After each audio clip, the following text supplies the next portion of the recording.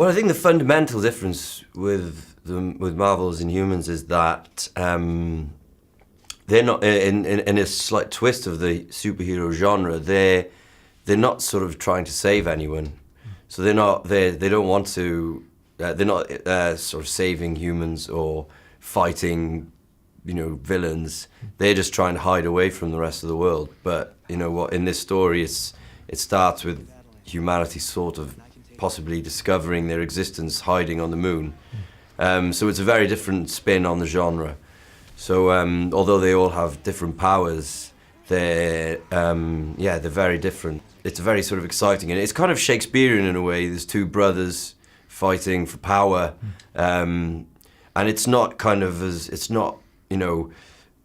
and baddies. It's not heroes and villains. It's two opposing ideas and how they clash in ideology. First of all, I would certainly not define him as a villain, and I think that's what Marvel does really well. It's not sort of black and white, heroes and villains, and there's a grey area in between, and he's an antagonist of the story, I think, because he opposes the royal family, and if you count them as the heroes, then he's the counter to that. But he's a very charismatic leader. He could have been a fantastic leader, but because his pterogenesis made him a human, it meant that he would never be allowed to be a leader in their society. He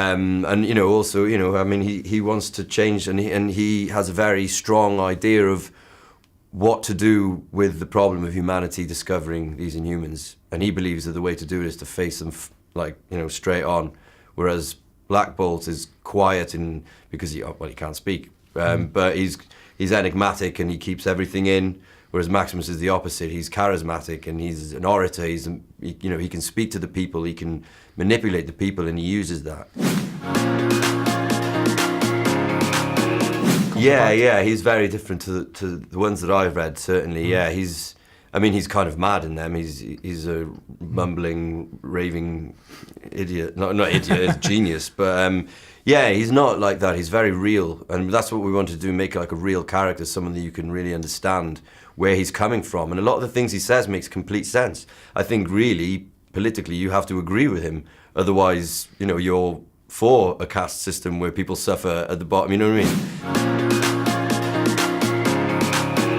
I had never heard of the Inhumans before I started doing it. So it was interesting to sort of look back at the literature and sort of read the stories. But our story is different. They actually told us not to look at it really, because it's very different to what is in the literature. But we wanted to create our own sort of story. But it keeps very true to the ideals of the literature, but it's slightly different.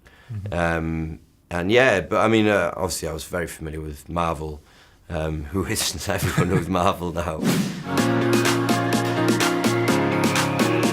Yeah, I can see it happen. I think it'd be a great idea. Obviously it's up to them, and they would never tell me even if they knew.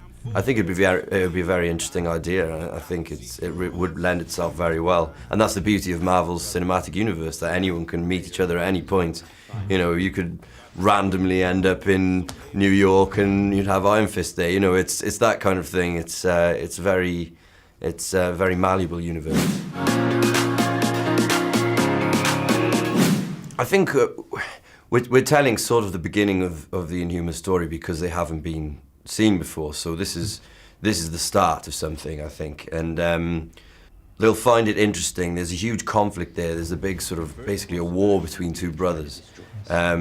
And then you get to see how the Inhumans sort of interact with humans, and you get to see how they begin to sort of have to integrate with the rest of the world. So that keeps quite true to the literature. So yeah, and it's something. It's on a huge scale. It's been released in IMAX. The first 2 episodes is a huge event, and that's a really exciting thing. And you'll get to go and see Marvel's Inhumans for the first time on IMAX.